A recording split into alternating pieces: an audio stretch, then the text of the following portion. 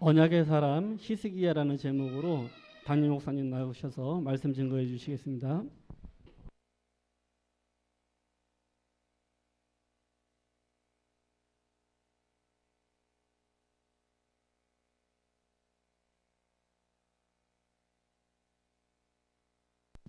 신앙 고백하겠습니다. 주는 그리스도시요 살아계신 하나님의 아들이십니다. 아멘.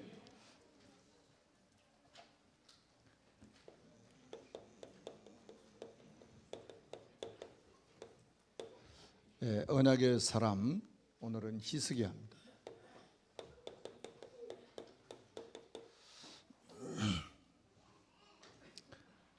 우리가 지금 성경 읽기 챌린지를 진행 중에 있습니다. 여러분이 사사기 읽으시면서 여러 가지 은혜를 받으셨겠죠. 사사기에 보면 14명의 사사가 나옵니다. 첫 번째 사사는 갈렙의 사이인 온니엘이고, 마지막 사사는 사무엘이 마지막 사사입니다. 그런데 이제 그 사사 중에 입다라는 사사가 나오는데, 이 입다는 기생의 아들입니다. 성경에 보니까 여호수아 2장에 보면 여리고성에 기생 라합이 나왔죠. 기생 라합. 이 여인이 예수님의 족보에 올라갔었죠. 그리고 여기 나오는 기생의 아들인 이 입다라는 사람은 이스라엘의 사사가 되었습니다.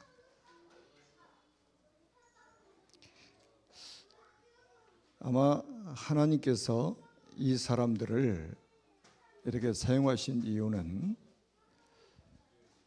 아마 시대에 큰 메시지를 주고 계신다고 저는 확신합니다. 너희가 정말로 복음을 알고 있느냐? 진짜 복음을 알고 있느냐?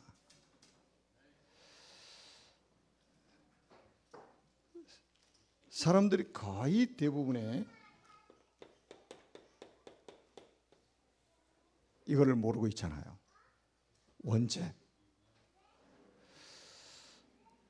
사람으로 태어나면 이 원죄를 가지고 태어납니다.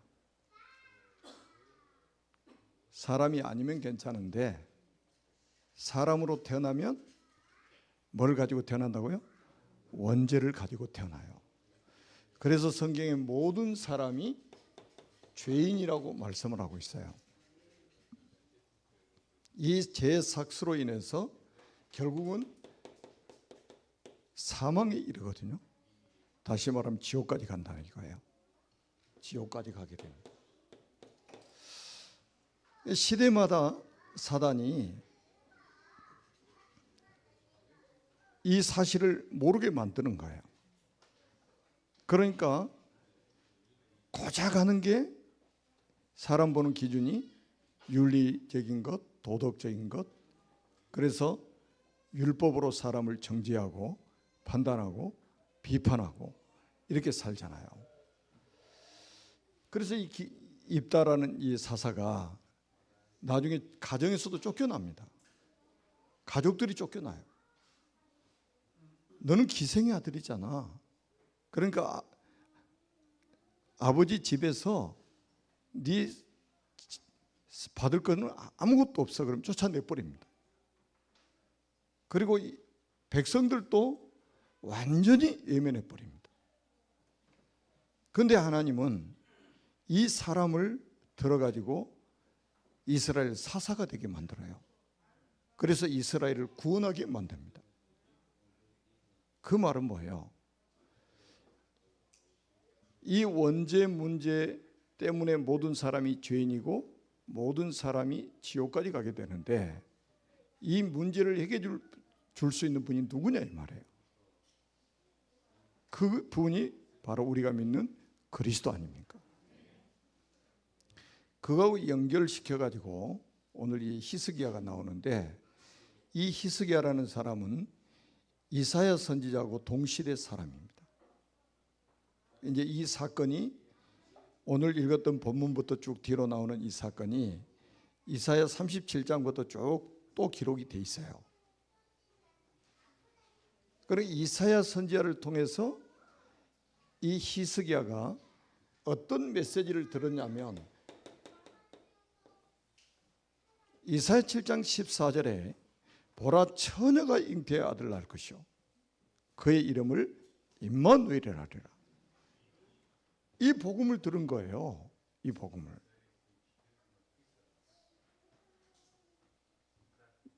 여러분 이게요 모세 이후에 700년 만에 지금 복음이 회복된 거예요. 모세 이후에 700년 만에. 이사야 선지자는 예수님 오시기 700년 전에 활동했던 선지자란 말이에요. 이거 아니면 구원받을 길이 없다. 이거 아니면 회복될 길이 없다. 이거 아니면 살 길이 없다. 이사야 선지자를 통해 주신 언약이란 말이에요. 그리고 700년 이사야 선지자 700년 전에 모세를 통해서 애굽 땅에서 회복시킨 게 뭡니까? 희생 제사를 드려라. 애굽 왕도 못 알아들어요. 그 훌륭한 애굽 왕도 못 알아듣습니다. 애굽 왕의 신하들도 알아듣는 사람이 없습니다.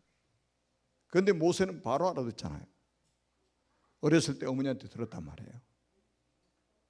바로 알아듣는 거예요. 희생 제사를 드려라. 누구 이야기입니까? 그리스도 이야기 아닙니까?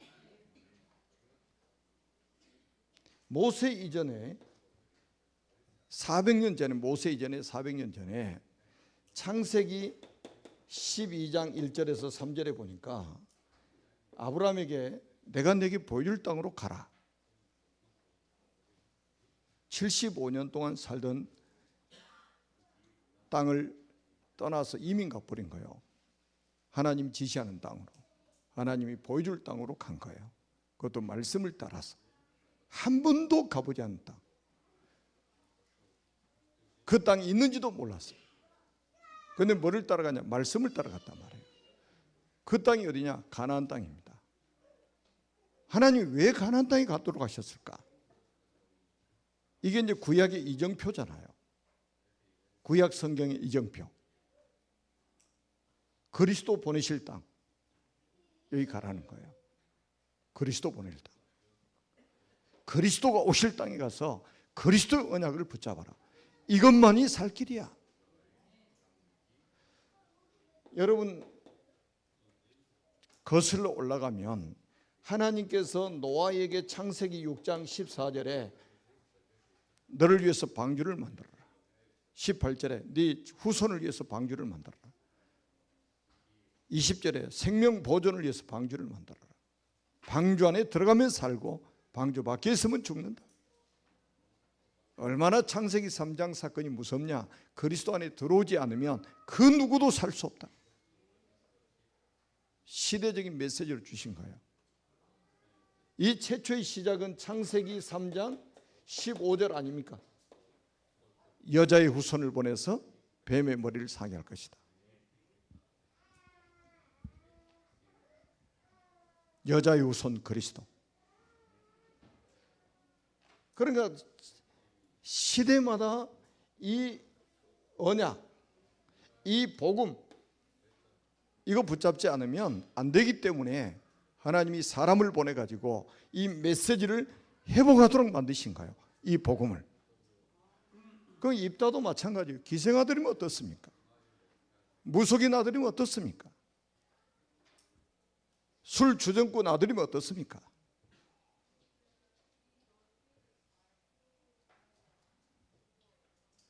대통령은 죄가 없습니까? 국회의원들은 죄가 없습니까? 선생님들은 죄가 없습니까? 이 지구상에 사람으로 태어나면 다 죄인이요. 그래서 누가 필요하냐? 여자의 후손인 그리스도가 필요하다 이 말이에요. 여러분 교회를 오해하면 안 돼요. 교회를 오해하면 안 됩니다. 교회는 착한 사람들이 모이는 집단이 아니에요. 정직하게 사는 사람들이 집단이 아닙니다. 여기는 깨끗한 사람들이 모이는 집단이 아니에요. 그리스도가 필요한 사람들이 모인 교회란 말이에요. 이것 때문에 교회를 세운 거예요.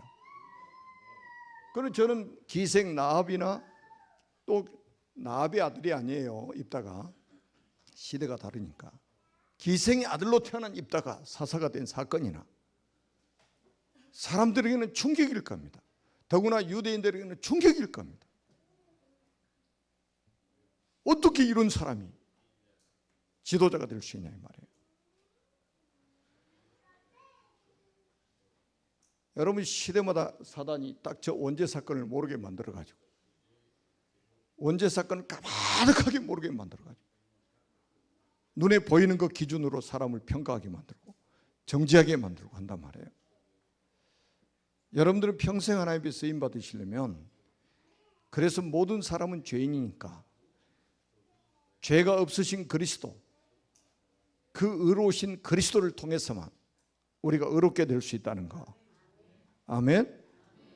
이게 우리 후대들에게 전달이 되고 우리 새가족들에게 전달이 되어지고 아멘. 모든 사람에게 전달이 돼야 된단 말이에요. 그래서 성경이 뭐라고 그랬습니까? 너희는 가서 모든 민족을 제자로 삼아라. 온 천하에 다니며 만민에게 복음을 전파해라. 땅 끝까지 내 증인이 되리라 하시니라. 이 천국 복음이 모든 민족에게 증언되기 위하여 온 세상에 전파되리니 그제야 끝이 오리라. 온통 지금 이 복음 전하라고 성경에 말씀하고 있단 말이에요. 그래서 우리 교회를 세우신 거예요. 그래서 우리 교회가 지금 붙잡고 하는 게 237 아닙니까? 237 나라에 하나님 망대를 세워서 이 복음 전하게 만드는 흑암의 권세를 결박시키는 거다. 어떤 종교가 원죄 문제를 해결할 수 있습니까? 어떤 종교가 원죄 문제 해결할 수 있냐 말이에요. 그리스도 아니면 해결 불가능입니다.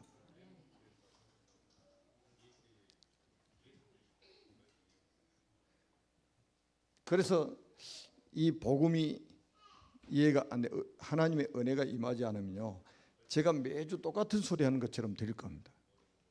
매주 똑같은 소리. 왜? 매주 똑같이 언약의 사람이잖아. 사람만 바꿔가지고. 이게 얼마나 소중한지를 모르는 거예요. 그래서 하나님은 오늘 히스기야를 통해서 우리에게 주시는 그 메시지가 뭐냐면, 하나님은 우리를 영적 서밋으로 세워가지고 이 세상 서밋으로 사람을 살리기를 원하신다 이거예요. 이 히스기야는 여러분이 잘 아시다시피 성경 읽어보셨지만 왕족으로 태어났습니다.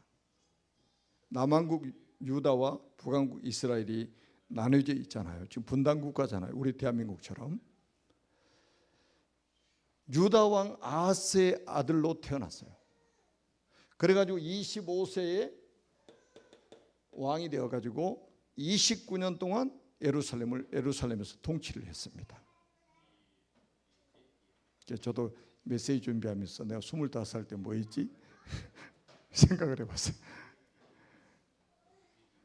그랬더니 제가 행복을 찾은 때가 25살이었구나. 내 인생의 전환점이 25살이었구나. 25살 때 인생의 전환점을 맞이했거든요. 행복을 찾은 게 25살 때요. 하나님의 대로. 여러분은 25세 때 뭐 했습니까? 그리고 지금 25세 전후에 되는 청년들 지금 뭐 하고 있습니까?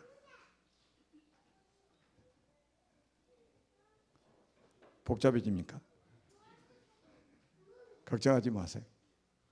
하나님은 여러분들을 영적 서밋으로 세우셔가지고 세상 서밋이 돼가지고 세상을 살리는 전도자로 쓰기를 원하십니다. 아멘입니까? 그래서 우리가 이제 히스기야를 보면, 우리가 히스기야를 통해 우리가 받는 메시지가 뭐냐면, 우리 사람은 영적 존재예요. 그래서 가장 중요한 게 뭐냐면 영적 상태입니다. 우리의 영적 상태. 이게 중요해요. 여러분, 사람은 영적 존재란 말이에요. 영적으로 행복하지 않으면 절대 정신적으로 평안할 수가 없어요. 정신적으로 평안하지 않으면 건강에 문제가 버립니다. 영적인 힘을 얻어야 돼요. 영적인 상태에 따라서 모든 것을 좌우합니다. 영적인 상태가. 그래서 우리가 영적 서밋이 돼야 된단 말이에요. 아멘. 그래서 이 영적 서밋이라는 이 단어가 그렇게 중요한 거예요. 영적으로 정상에 오르러야 된다 이 말이에요. 그런데 우리가 몸이 아픈 몸 건강을 위해서 건강 보조식품 먹고 운동도 하고, 그다음에 학생들이 학교 가서 선생님 수업을 못 따라가면 학원 보내가지고 과외시켜가지고 막 공부 끌어올려가지고 정상에 세우려고 막 그런 노력을 하잖아요. 그런데 우리 하나님 앞에서 한번 생각해 보세요. 여러분 자녀들이 영적으로 건강하지 못한데 여러분 자녀들을 위해서 어떻게 하고 계십니까? 영적인 과외 선생님을 한번 붙여보셨습니까? 온갖 학원에 다 보내면서 내 자녀의 영적 상태를 위해서 영적 과외 선생을 한번 붙여본 적이 있냐 이 말이에요. 영적으로 돈 들어가는 것은 굉장히 아까울 거예요. 하나님의 사람이 아니라면. 여러분 자녀들에게 투자한 돈 한번 생각해 보세요. 엄청난 많은 돈을 대학까지 졸업시키면 억소리가 난다고 그러죠. 억소리가. 그런데 내 자녀 정작 영적으로 무너져 가는데 내 자녀의 영적 건강을 위해서 우리가 투자하는 게 지금 뭐냐 이 말이에요. 내 자녀를 위해서 투자한 게 얼마나 되냐 이 말이죠. 여러분 오늘 여러분 읽은 본문 속에 다 있어요. 이 3절에 보니까, 오늘 본문 3절에 보니까 여호와 보시기에 정직히 행했다고 이렇게 나오잖아요. 여호와 보시기에 정직히 행했다. 다윗처럼 정직하게 행했다. 그리고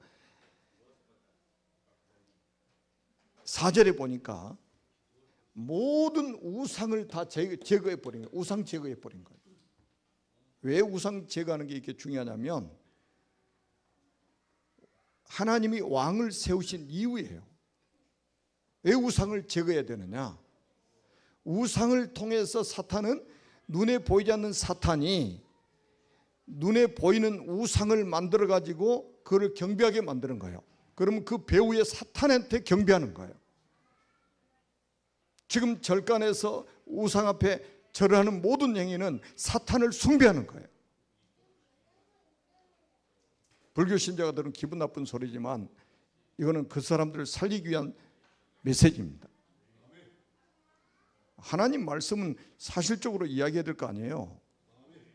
지금 캄보디아 한번 우리 갔다 오신 분들 있잖아요. 제가 그 초대 선교연장 할 때 우리 교회에서 12분 가셨잖아요. 전 백성이 불교 신자 95%. 거기에 사단이 왕국을 차려가지고 그 영혼들을 사로잡고 있단 말이에요.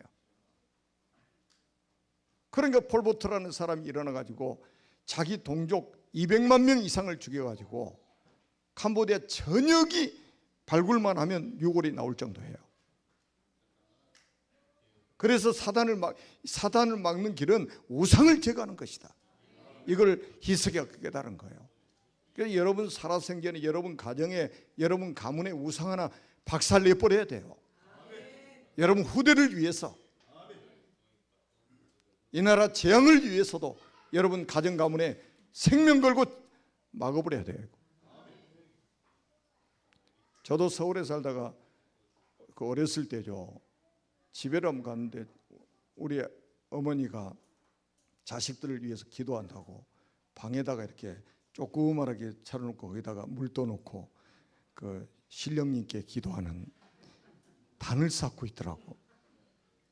그래서 저는 서울에서 교회를 다녔으니까 그거를 뚫고 있는데 우리 아버지가 방문을 열고 들어오시는 거예요. 아마 제가 막내 아들 아니었으면 맞아 죽었을지도 몰라. 그때 맞아 죽었을지도 몰라요. 가만히 이 말씀 생각하다 보니까 제가 그때 떠오르는 거예요. 우리 집은 제사가 없었거든요. 근데 우리 아버지가 우리 어머니가 자식들이 다 밖에 나가 있으니까 자식들 잘 되게 한다고 신령님께 기도를 하는 단을 쌓고 있는 걸 제가 발견한 거예요. 그걸 잡아 뜯어버렸다는 거예요.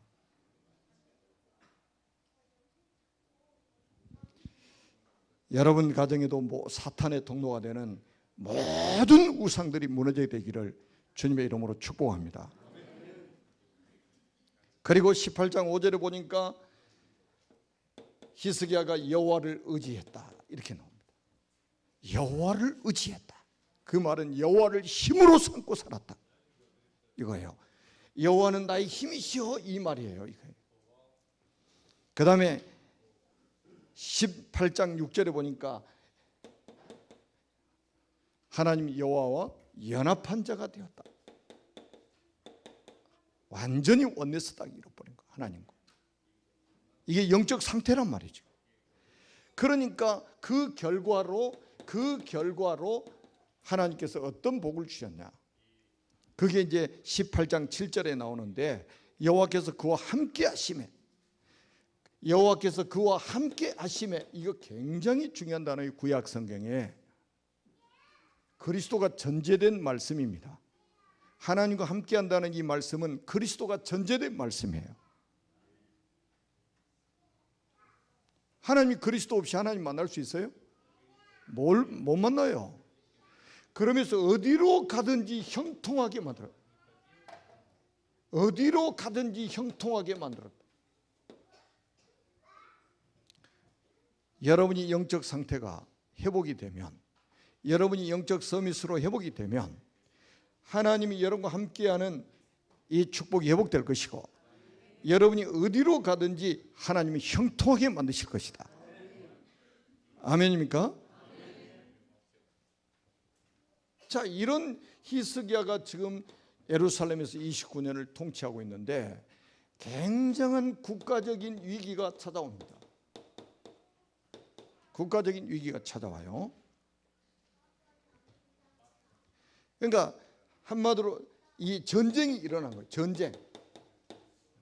지금 러시아하고 우크라이나 1년 이상 전쟁이 계속되고 있는데 얼마나 많은 사람이 죽습니까? 부상을 당하고 또 경제적인 손실을 입고. 요즘의 전쟁은 승자가 없어요. 이긴다고 승자가 될 수 없어요. 그리고 지금 이스라엘과 팔레스타인의 전쟁, 얼마나 지금 많은 사람들이 죽습니까? 최대 위기가 온 거예요.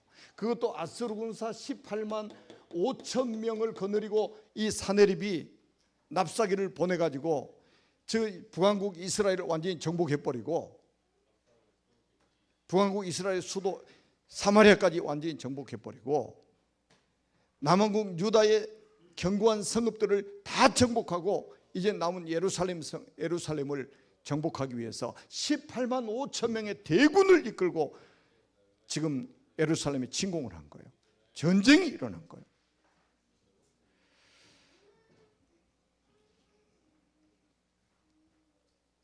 생사가 달리는 문제 아니에요. 국가의 존폐 위기이잖아요. 지금 이게 지금. 이럴 때 이런 영적 서밋인 히스기야 왕도 너무 큰 위기가 오니까 여기서 인본주의가 작동을 하는 거예요. 인본주의가 작동을 해요.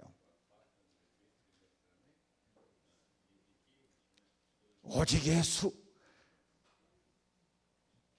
오직 그리스도, 모든 문제 끝. 이렇게 했는데 위기가 딱 찾아오니까 인본주의가 탁 튀어나오는 거예요. 이게 사람입니다.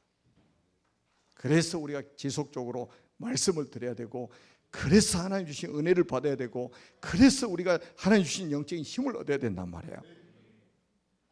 여러분, 정확한 내용은 여러분 성경을 지금 이제 계속 챌린지를 통해 읽어가니까 다 설명할 시간은 없고, 어떤 인본주의를 쓰냐면 이 히스기야 왕 이전부터 애굽이라는 나라하고 군사적인 동맹을 맺어 있어요. 그래서 애굽의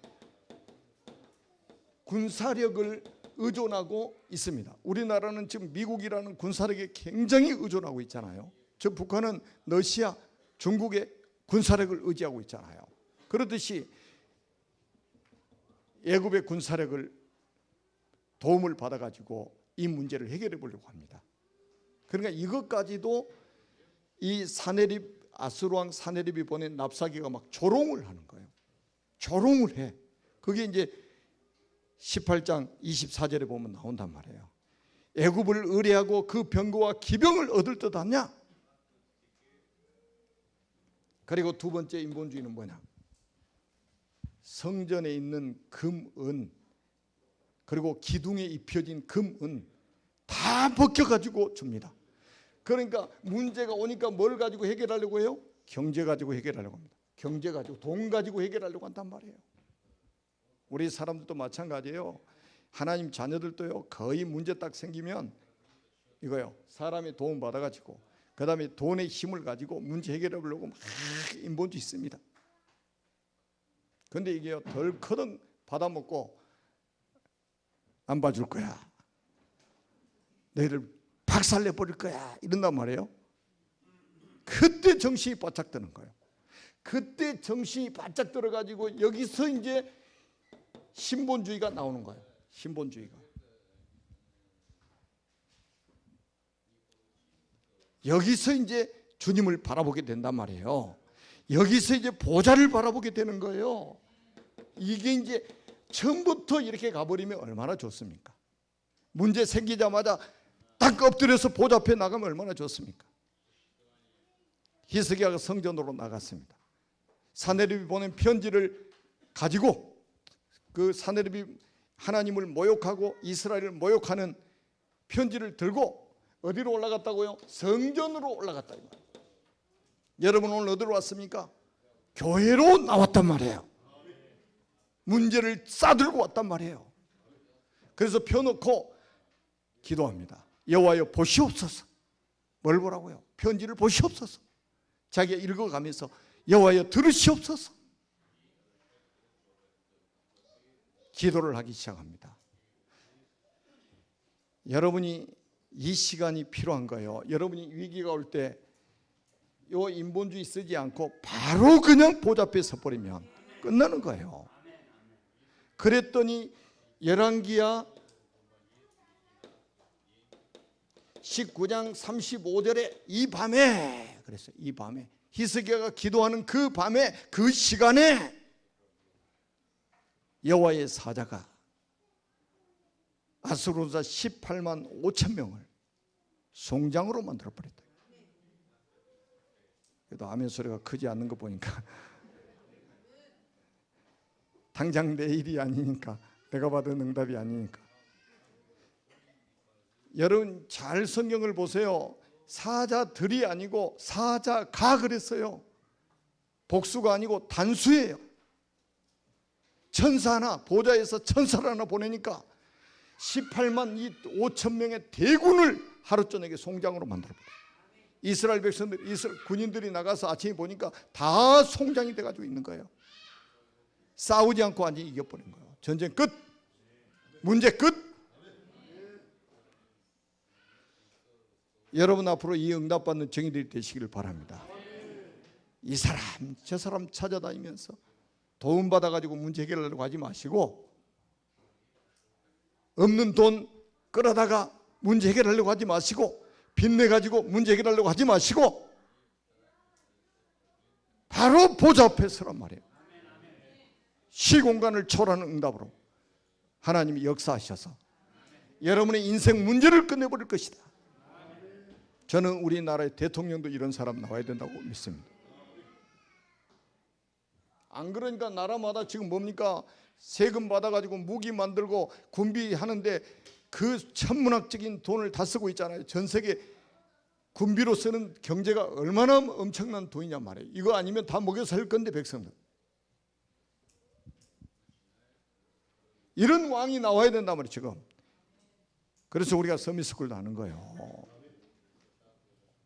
그 우리 선생님들이 그렇게 희생해서 우리 아이들에게 지금 언약을 전달하고 있는 겁니다.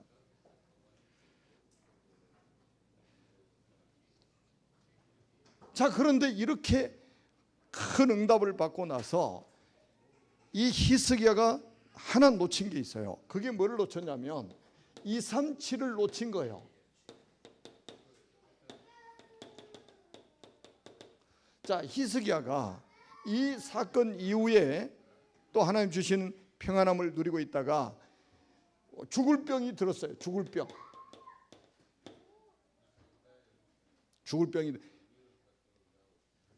이사야 선지자가 찾아와 가지고 이사야 선지자가 찾아와 가지고 히스기야 왕한테 통보를 합니다.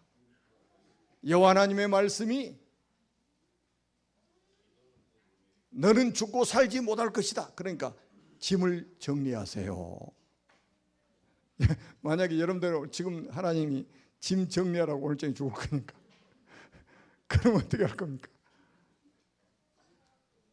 밥 한 그릇 더 먹을 겁니까?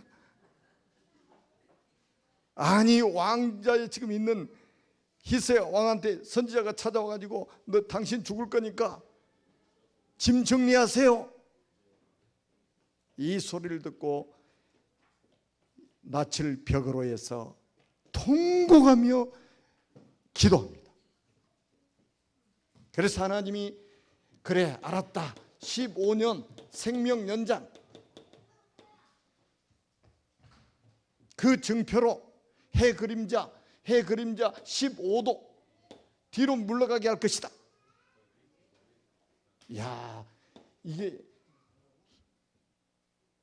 여호수아가 기도할 때 태양과 달을 종일 멈추게 만들었잖아요. 근데 히스기야가 기도했단 말이에요. 그러니까 응답이 어떻게 왔냐? 그럼 너 15년 생명 연장해 줄게. 15년 연장해 줄게. 완전 희소식이잖아요. 근데 히스기야 왕이 아직 못 믿겠어. 그러면 그 증표를 줬어요. 증표. 그래, 그럼 해 그림자 내가 뒤로 10도 물러가게 할 것이다. 그래가지고 보니까 해 그림자가 해가 뒤로 10도 백. 여러분이 기도하는데 해가 뒤로 막 가고 있다. 완전히 하나님이 전무후무한 응답을 주신 거예요. 응답 이후에 축복 이후가 중요합니다. 이때 누가 찾아오냐면 바벨론 사신들이 찾아오는 거예요. 바벨론 사신들이 성경에 나와 있는 이야기입니다. 바벨론 사신들이 찾아옵니다. 바로 옆에 또 강대국 하나가 또 바벨론이잖아요. 그 사신들이 찾아왔어요. 바벨론 왕이 사신들을 보내가지고 지금 이로도 하고 좀 하려고 보냈단 말이에요. 왕이 죽을 병 걸렸다니까. 걔 딱 왔는데 히스기야 왕이 너무 흥분해가지고 뭐를 보여주냐? 보물창고에 가서 다 보여줍니다. 이 바벨론 사신들이 이쪽으로 와보세요. 창고에 아주 가득가득 쌓여있는 보물들 하나도 빠지지 않고 다 보여줍니다. 다시 말하면 우리나라 경제력 한번 보세요. 경제력. 여러분도 뭐 자랑하고 싶은 게 있잖아요. 뭐 여러 자랑하고 싶은 거. 손님들 오면 막 자랑하고 싶은 거 있죠. 밥그릇도 자랑하고 싶고 무칼 막